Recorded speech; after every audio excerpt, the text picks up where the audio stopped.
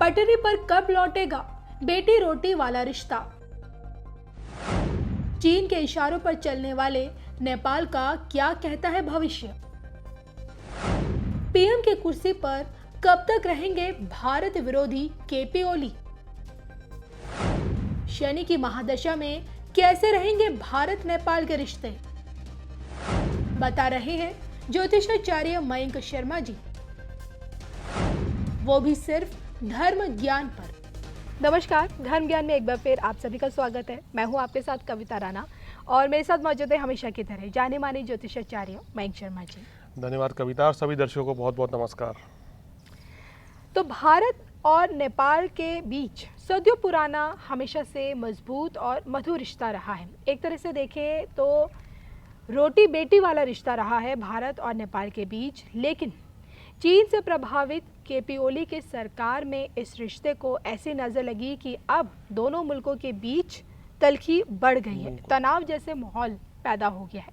क्योंकि हाल ही में नेपाल ने एक विवादित नक्शा जारी किया, अपनी निचली सदन से उसे पास करवाया, जिसमें उसने भारत के 3 क्षेत्रों पर अपना कब्जा दिखाया। फिर दूसरी तरफ नेपाल बॉर्डर पर भारतीय जवान की मौत, और फिर उसके बाद मतलब एक तरह से देखें तो नेपाल में भारतीय मीडिया को बैन करना। तो नेपाल के इन भारत विरोधी जो कदम जो इस वक्त उठाए गए, जिसके चलते इस वक्त तो वर्तमान में जो हालात है वो यही है कि भारत और नेपाल के बीच तलखी बढ़ गई है।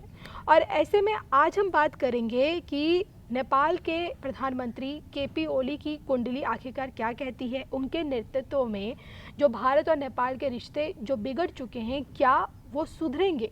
आखिरकार चीन से प्रभावित केपी ओली की सरकार कितने दिनों तक या कब तक नेपाल में टिकी रहेगी, इसी को लेकर आज हम बात करेंगे। लेकिन सबसे पहले जान लेते हैं कि आखिरकार किन ग्रह नक्षत्रों के कारण केपी ओली का जो रुख है वो भारत विरोधी हो गया एक झटके एकदम से।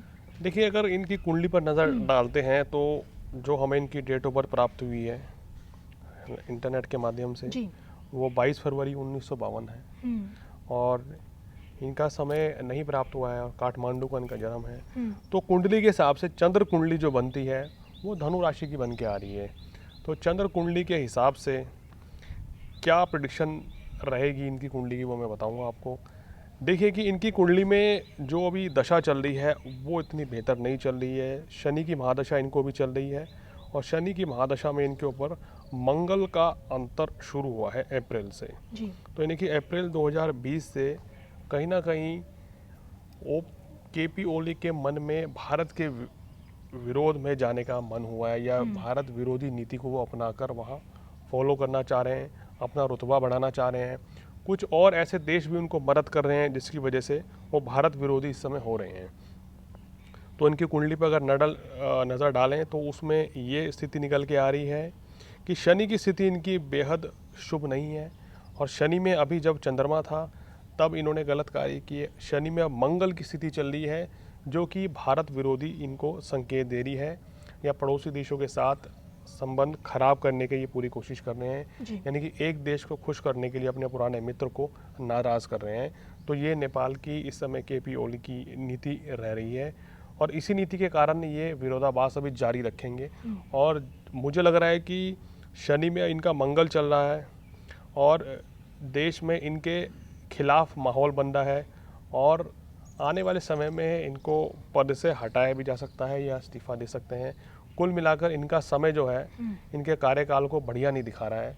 आने वाला समय इनके लिए बड़ा संकट, बड़ी परेशानी, बड़ी विपत्ति को दर्शा रहा है। मयंक जी, केपी ओली का विवादित बयान देना, कभी बताना कि भारत में मौजूद अयोध्या नकली है, भगवान श्री राम नेपाली हैं, और ये कहना कि भारत मतलब ये आरोप लगाना कि भाई भारत या फिर कहें कि मोदी सरकार उनको कुर्सी से हटाना चाहते हैं, उनकी सरकार को गिराना चाहते हैं। तो इस तरह के उनके विवादित बयानों के पीछे क्या ग्रह नक्षत्र हैं? देखिए, जैसे मैंने बोला कि जब व्यक्ति के ऊपर मंगल आता है और मंगल इनकी कुंडली में जो है, अगर हम पंचम भाव से इनके चंद्र कुंडली से नज़र डालें तो मंगल की स्थिति जो है इनकी बहुत अच्छी कुंडली में नहीं आ रही है। और इसी तरीके से ये शनि में जब मंगल चलता है तो इंसान की बुद्धि जो है ना वो भ्रमित हो जाती है कहते हैं कि विनाश काल विपरीत बुद्धि। तभी अनाप शनाप बकने लग जाते बिल्कुल, हैं। कुछ भी बोल रहे हैं, कुछ पता नहीं है। अपने देश में अपनी स्थिति मजबूत करने के लिए, जनता के नज़र में अपने आप को अच्छा दिखाने के लिए भारत विरोधी बयान, भारत विरोधी कार्य कर रहे हैं और ये दिखाना चाह रहे हैं कि अपने आप को अपने देश में बहुत मजबूत करने की स्थिति में जा रहे हैं। लेकिन इसके चक्कर में वो अपने आप को बहुत कमज़ोर कर बैठे हैं और हालात जो हैं ये आ गए हैं कि वहाँ पर उनको बाहर निकालने की, फेंकने तक की नौबत आ चुकी है कि इनको पद से हटाया जाए और ये सब चल रहा है। तो बड़ी परेशानियां इनकी कुंडली में आ रखी हैं। आने वाले समय में और भी कष्ट जो है इनको कुंडली के हिसाब से नज़र आ रहे हैं। और उनके खुद के देश में उनके इस्तीफे की मांग उठ रही है, पार्टी में इस्तीफे की मांग उठी। तो ऐसे में क्या लगता है, क्या वो बतौर प्रधानमंत्री अपना कार्यकाल पूरा कर पाएंगे? देखिए, ऐसा होता मुश्किल दिख रहा है कि वो अपना पूरा कार्यकाल कर पाएँ। ये इनकी ग्रह स्थिति बता रही है। शनि में मंगल और शनि में राहु का जो समय रहेगा, ये इनके लिए बहुत ही क्रिटिकल टाइम फेस रहने वाला है आने वाला समय। और जितना भी इनका भी कार्यकाल बचा है वो बहुत मुश्किल रहेगा इनके लिए पूरा करना और इनको बहुत ही अपमानजनक, अशोभनीय स्थितियों का सामना करना पड़ सकता है। अपयश इनको मिलना शुरू हो गया है। इस चीज़ को करके ये अपना बेहतर करने की बजाय अपना ख़राब कर बैठे हैं। कहते हैं ना कि जब समय ख़राब आता है तो व्यक्ति गलत फैसला ले लेता है। तो ये इन्होंने गलत फैसला लिया है जो कि इनको बहुत महंगा पड़ने वाला है।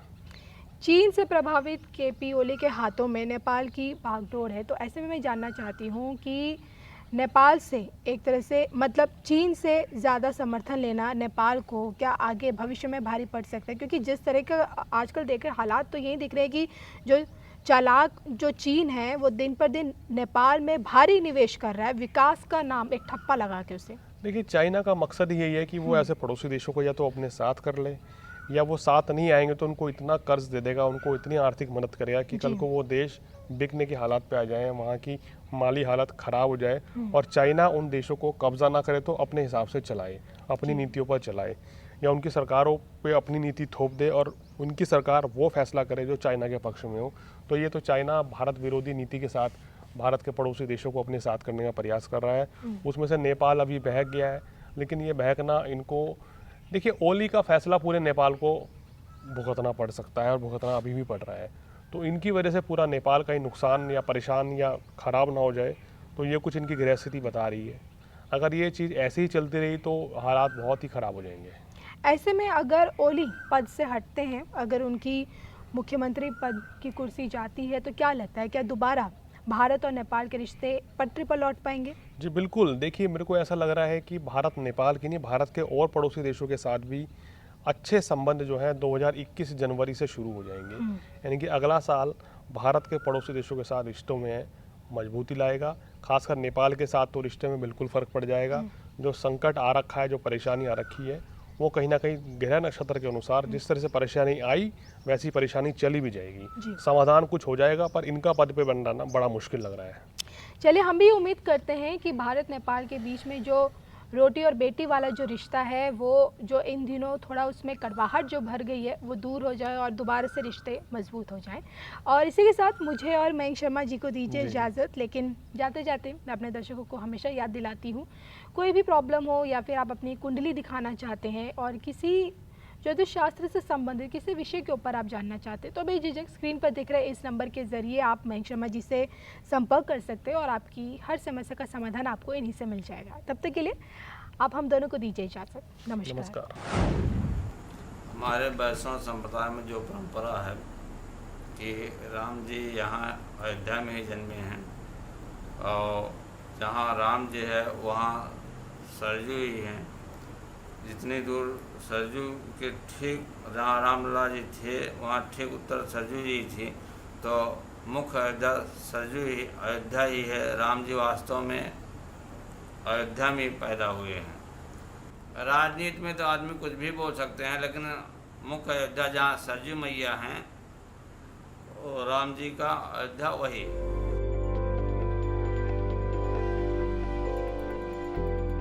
नेपाल के प्रधानमंत्री केपी ओली ने जो बयान दिया है, मैं जगत गुरु परमहंस आचार्य पीठ श्री तपस्वी जी की छावनी अयोध्या से उसकी घोर निंदा करता हूं। और नेपाल हिंदू राष्ट्र था, नेपाल और भारत से रोटी बेटी का संबंध था।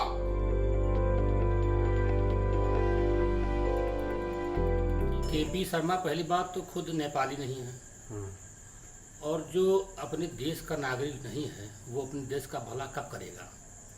केपी शर्मा जी पूरे नेपाल को पाकिस्तान की तर्ज पर भिखारी बनाने तुले हुए हैं। आज नेपाल की जनता को धोखा दे रहे हैं। चीन ने नेपाल के 2 दर्जन से अधिक गांवों पर कब्जा कर रखा है। उसको छिपाने के लिए भगवान राम के नाम का आश्रय ले रहे हैं। और एक बता दें, भगवान राम तो पूरी दुनिया के हैं। भगवान राम ने जा करके नेपाल में कालांतर में धनुष भंग किया, माँ जानकी से विवाह किया, नेपाल की पहचान पूरी दुनिया में बनी। आज अगर नेपाल की पहचान पूरी दुनिया में है तो इसलिए केपी शर्मा नहीं दिलाई है, वो भारत और नेपाल के संबंधों से पहचानी जाती है। केपी शर्मा चीन की गुलामी करते हुए नेपाल की जनता के साथ धोखा दे रहे हैं। अपने कुकर्मों पर पर्दा डालने के लिए वो भगवान राम को नेपाली बता दें, हनुमान जी को नेपाली बता दें, उनके बताने से कुछ नहीं होता है। पूरी दुनिया जानती है कि मर्यादा पुरुषोत्तम प्रभु श्री रामचंद्र जी अयोध्या में पैदा हुए थे। केपी शर्मा का दिमाग सटक गया है, वो नेपाल वासियों के साथ धोखा दे रहे हैं और इसका दुष्परिणाम नेपाल की जनता को भुगतना पड़ेगा। नेपाल की जनता को चाहिए कि खुलकर सड़क पर आए और केपी शर्मा को दिखा दें कि केपी शर्मा कितना बड़ा कुठाराघात कर रहे हैं। एक पागल व्यक्ति कहने से हम अपना संबंध नहीं तोड़ सकते हैं।